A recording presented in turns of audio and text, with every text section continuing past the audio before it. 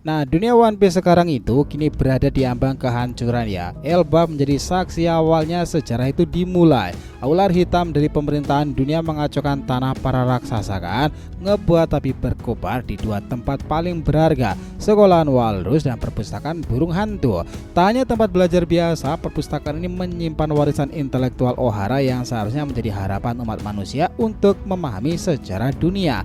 Nah, di tengah kobaran api itu, Nico Robin menangis menyaksikan buku-buku sejarah penting mulai dilahap si jago merah nih. Garling dan Dragon masih membara, sementara Jinbei tak bisa berbuat banyak karena tertahan bersama kru topi jerami lainnya.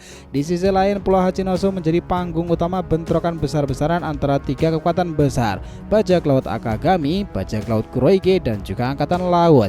Nah, pertempuran brutal ini tak hanya mempertaruhkan nyawa tapi juga masa depan dunia loh. Sang dan Kuroige akhirnya berhadapan langsung, ngebuka tabir motivasi terdalam mereka. Sang ingin menjaga era baru yang dibangun bersama Luffy, sedangkan Kuroige justru berniat menggantikan posisi Rock di Sebek untuk menjadi raja dunia. Bahkan yang Nakama terungkapkan fakta sejarah bahwa buah Yami Yami no Mi dulunya adalah milik Rocks. Dunia pun terguncang oleh ambisi warisan sang legenda yang bangkit dalam sosok Kuroige. Yos, ini bakalan menarik Nakama. Selamat datang teman-teman, kita akan bahas selalu cerita prediksi fan fiction ini dengan Mimin di sini, Joy Boy The Library of Nika. Let's go, kita mulai ceritanya.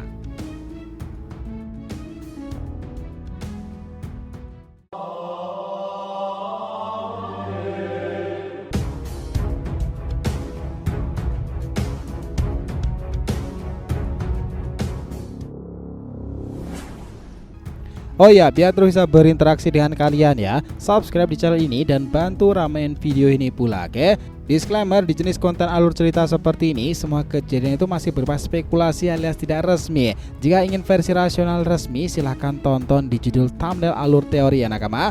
Jika sudah diterima, let's go, kita buat One Piece makin rame lagi. Ingat, kita kembali semuanya di awal cerita. Kita kembali ke desa misterius bernama Desa Alkohol, tempat di mana Estrid itu berasal, ibu dari Loki ya. Walau sudah lama wafat, nama Estrida itu tetap dikenal sebagai permaisuri yang dihormati. Desa itu kini mulai bersiap menyambut kekacauan yang diprediksi akan menjalar ke seluruh Elbafnya.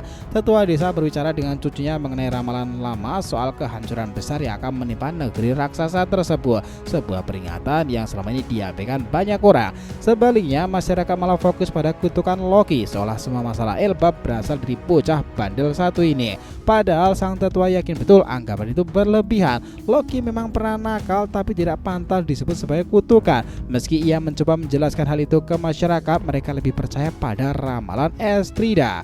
Nah, dalam obrolan mereka ya, terungkapkan juga bahwa pemerintahan dunia yang dulu bekerja sama dengan Raja Harald kini malah menyerang Elbafnya. Bukannya menjaga hubungan lama, mereka bertindak berdasarkan kepentingan pribadi. Tetua pun menyebutkan bahwa hanya dua harapan Elbaf, bersatunya para raksasa termasuk Loki dan kehadiran Dewa Matahari Nika, dan itu semuanya memanglah dinantikan.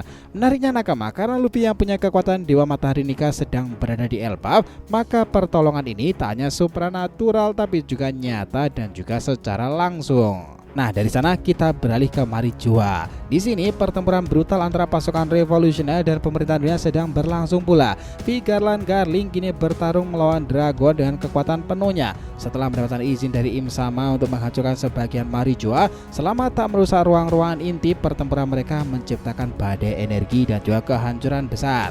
Sabo dan Shamrock pun terlibat duel sengit. Shamrock memperlihatkan teknik pedang Serberu dengan model hybrid itu, ngebuat Sabo aja kesulitan. Namun Sabo yang dikenal sebagai petarung kreatif mulai mencoba teknik baru dari awak keding merah-merah Nomi miliknya itu, berharap ya itu bisa mengimbangi kekuatan pedang absolut tersebut.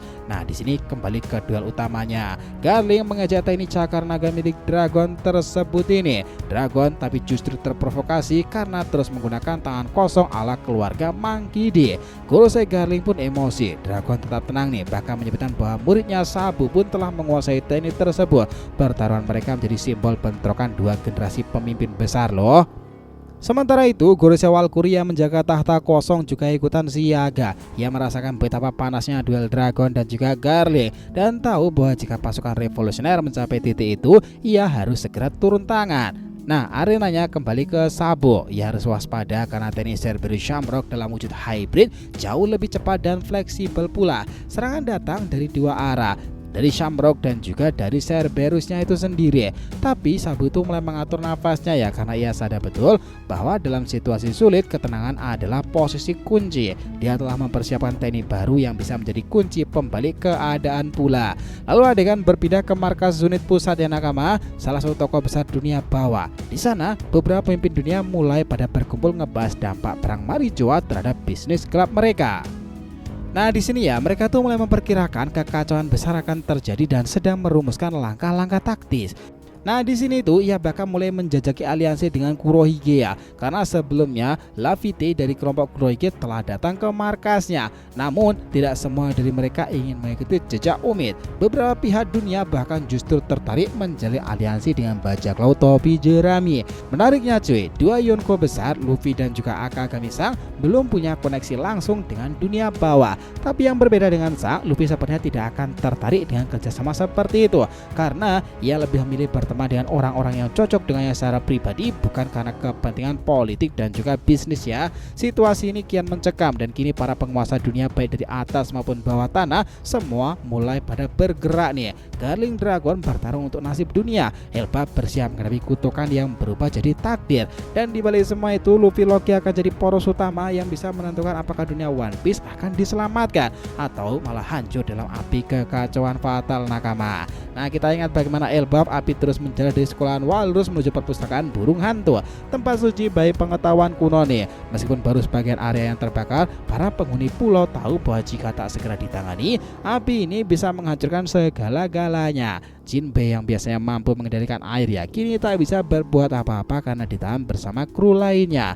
Nah Robin lah yang menyaksikan itu tak kuasa menahan air matanya. Baginya buku-buku di sana adalah harta yang tak ternilai harganya. Sebagai bagian peninggalan Ohara yang telah lama hilang ya, itu adalah sesuatu yang teramat penting. Nah kita lihat di sini bagaimana Brook tuh berusaha menenangkan Robin ya, meyakinkan bahwa sejarah selalu menemukan jalan untuk bertahan. Mereka percaya ada keajaiban yang akan melindungi perpustakaan tersebut. Di dalamnya tampak sang penjaga perpustakaan Biblo, si burung hantu raksasa yang punya kekuatan membesarkan objek. Namun belum jelas apakah Biblo akan turut andil menyelamatkan tempat itu.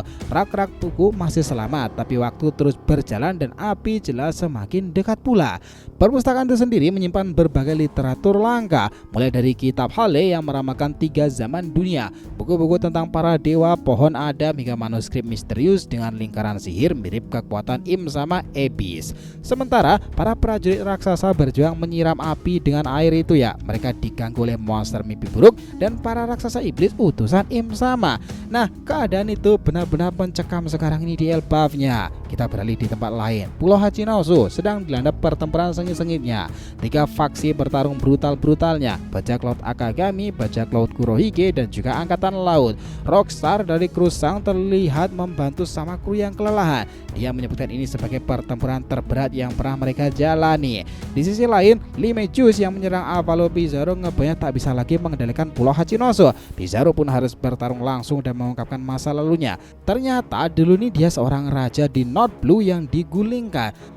Namun bukan rakyat biasa yang menjatuhkannya. Kemungkinan besar pasukan revolusioner jelas ikut campur tangan. Tak jauh dari sana, Bong Ponsu dan juga monyetnya itu monster melawan Serapi Mihawk muda bernama Ace Howe. Monster ternyata bukanlah monyet biasa loh, melainkan kru asli dari bajak laut Akagami.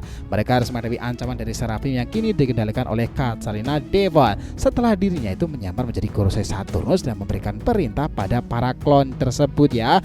Pertempuran lain terjadi antara Dr. Kru Akagami Hongo dengan Doki dari kru Kurohige ya.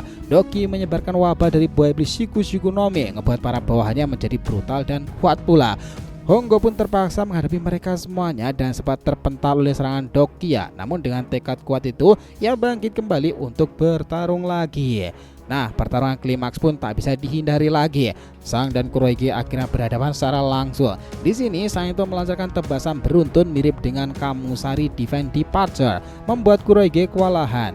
Namun Kurohige ngebalas dengan kekuatan Yami no Mi yang menghancurkan area di sekitarnya. Dalam percakapan panas di antara tengah-tengah pertempuran ya, Sang mengungkapkan alasan ngeburu Kurohige bukan karena dendam, tapi karena Kurohige dianggap ancaman bagi era baru yang ia percaya akan dibangun oleh Luffy.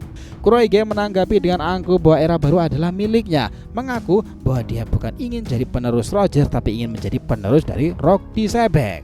Baginya, menjadi raja bajak laut hanyalah langkah awal. Tujuan akhirnya adalah menjadi raja dunia. Mimpi besar yang dulu dimiliki oleh Roxkan, bahkan Kuroige menamai kapalnya sebagai Saber of Sebek sebagai bentuk penghormatan tuh kepada sang legenda. Kayaknya jika dipertemukan dengan Loki sama-sama idolanya Rox tuh. Sang di sini menyadari bahwa segala tindakan Kuroige mengincar buah iblis, mengumpulkan kru kuat hingga menciptakan kekacauan di Impel Down, semuanya meniru jejak dari Roxkan. Terlebih lagi Kuroige mengungkapkan bahwa buah Yami Yami no Mi yang kini ia miliki dulunya malahan adalah milik dari Rox juga. Itulah sebabnya dia mengincar buah itu sejak awal. Karena ya kekuatan tersebut bisa menetralkan buah iblis lainnya. Strategi yang memungkinkan Rox dulu menguasai bajak laut seperti Kaido, Big Mom dan juga Shirohige. Sang pun menyadari satu hal penting, Roger dan Garp bisa mengalahkan Rox karena mereka tidak memiliki buah iblis. Dengan kata lain, sang juga bukanlah pemakan buah iblis pula kan, mungkin pemilik peluang besar untuk mengalahkan lawan seperti Kurohige. Namun Kurohige hanya tertawa dan berkata bahwa kali ini ia akan menggunakan teknik pamungkas yang sama seperti yang digunakan oleh Rox di masa lalu. Hal ini tentu saja ngebuat ancaman serius yang belum diketahui bentuknya kan. Nah itu jelas menjadi ancaman besar untuk Akagami. Sementara itu Nakama di tempat yang berbeda, Orlombus, komandan ke-7 dari armada bajak laut topi jerami besarnya itu terlihat bergabung bersama Sei dan juga Ideo. Mereka berlayar di tengah laut dan tanpa sengaja bertemu kapal pemerintahan dunia yang membawa 3 agen CP0. Meski tujuan agen-agen sebelumnya itu adalah mencari Vivia, Orlombus mengira mereka ngeburu Saito yang pernah menyerang Tenryubito saat Reverie. Akibat kesalahpahaman itu, bentrokan pun pecah dan para agen CP0 terpaksa juga ikutan bertarung. Jelas ya, karena hal itu keadaan menjadi darurat kan. Mereka tahu sementara ini di Pulau Elbafnya bahwa perpustakaan burung hantu bukan sekedar bangunan aja sama seperti hal-hal penting lainnya di dunia baru, melainkan benteng terakhir pengetahuan kuno dunia kan. Beberapa dari mereka mulai membentuk barisan pertahanan, berusaha menghalau monster mimpi buruk yang terus bermunculan dari balik asap reruntuhan. Mereka menggunakan sisa-sisa air, bahkan mengorbankan air minum mereka sendiri demi menyelamatkan rak-rak bersejarah tersebut. Namun musuh yang mereka hadapi bukanlah makhluk biasa. Ini adalah pasukan yang dikirim langsung oleh Im Samad, kekuatan kegelapan dunia. Sementara itu Biblo, sang penjaga perpustakaan, jelas ya mulai bergerak. Ukuran yang masif cukup untuk menahan sebagian api, tapi dia tidak bisa terus-terusan menerus bertahan sendirian. Di sisi lain, Robin mencoba mencari ruangan bawah tanah dari perpustakaan itu ya, berharap ada semacam lorong rahasia untuk menyelamatkan buku-buku pentingnya. Ia percaya bahwa pemilik awal perpustakaan itu diyakini sebagai mantan ilmuwan Ohara, telah menyiapkan pula sistem pelindung untuk situasi darurat seperti ini. Bersamaan dengan itu, pertempuran di Hachinosu semakin memanas ya. Lemejus akhirnya berhasil menahan laju Avalo Pizarro, ngebuat si mantan raja itu harus mengerahkan seluruh kekuatannya secara langsung. Sorotan pun juga berpindah ke masa lalu Pizarro yang ternyata punya hubungan dengan sistem monarki yang kejam. Sementara Lemejus yang menyerangnya, dia juga menyampaikan fakta-fakta menyakitkan soal kejahatan Pizarro yang tak pernah diungkap kepada dunia. Hal itu jelas memicu kemarahan si raksasa korup itu ya, hingga ia mengamuk tanpa terkendali, ngebuat pulau mulai bergetar tuh. Di sisi lain Hachinosu, pertarungan Bong Punsitu dan monster melawan Esau masih terus saja berlangsung. Meskipun kewalahan, monster mulai menunjukkan kecerdikannya. Ia menggunakan lingkungan sekitarnya untuk menjebak Seraphim muda itu.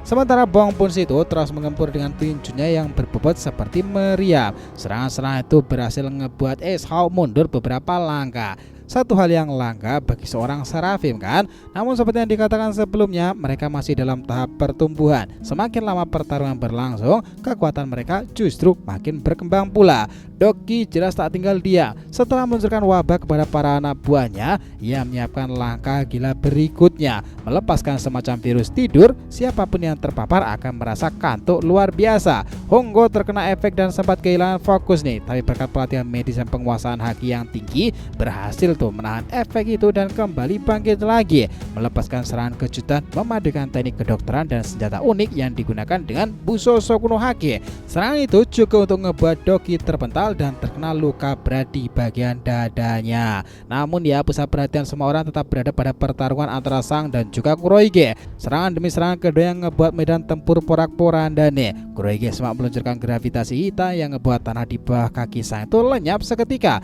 Namun Sang justru menggunakan momentum ini untuk melompat dan menyerang dari udara dengan tebasan Housokuro Haki yang tak bisa dilihat dengan mata biasa. Tubrukan serangan keduanya menghasilkan gelombang kejut terasa hingga ke kapal-kapal kejauhan. Kurohige pun mengaktifkan jurus warisan Rocks yang ia sebut sebagai Black Orbit, teknik yang membuat ruang di sekitarnya seperti membengkok menyerap segalanya, termasuk cahaya. Jurus yang mungkin dahulu digunakan Rocks untuk menaklukkan banyak musuh hebat ya, tapi sang tak gentar yang menegaskan bahwa kekuatan bukan segalanya. Orang yang punya hati dan tujuan murnilah yang akan memimpin dunia ke depannya itu nanti, ucapan sang sebelum kembali menebaskan pedangnya dengan senjata Kamusarinya. Nah, di tengah pertarungan mereka terjadi sebuah fenomena aneh cuy. Langit di atas Hachinosu menjadi gelap bukan karena awan nih, melainkan karena sesuatu yang muncul dari atas. Sebuah kapal misterius melayang di udara. Semua pihak mulai terkejut dong, termasuk angkatan laut. Salah satu wakil laksamana mengenali kapal itu sebagai salah satu armada milik Im Sama sendiri. Bisa jadi pemerintahan dunia mulai ikut campur karena mereka merasa pertempuran di Hachinosu telah melampaui batasan biasa. Kini ya seluruh dunia One Piece itu tengah bergetar nih.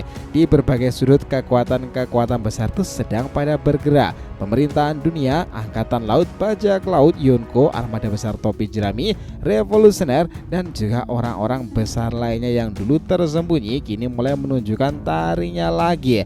Apa yang terjadi di Elbaf dan Hachinosu hanyalah permulaan nakama. Era baru yang diyakini oleh sang yang telah sampai di titik krusialnya. Pertanyaan kini, siapa yang akan menang nih? Apakah warisan Roger akan tetap hidup melalui Luffy dan juga para sekutunya? Ataukah dunia akan kembali dilanda teror seperti era Rock disebek melalui Kurohige? Atau mungkin ya ada sosok lain yang tengah mengintai di balik layar sendiri, menunggu saat tepat untuk muncul dan mengambil alih dunia baru. Segalanya kini tampak menarik lagi kan? Jadi itulah tadi ya pembahasan kita mengenai apa yang terjadi pada kisah One Piece ke depannya. Terima kasih banyak telah menonton cerita ini sampai akhir. Jika kalian punya pendapat langsung aja komentar di bawah nih dan kita akan usahakan respon, oke? Sampai jumpa di video selanjutnya nakama, dan Joy Boy Sang Nika telah kembali ke peradaban One Piece.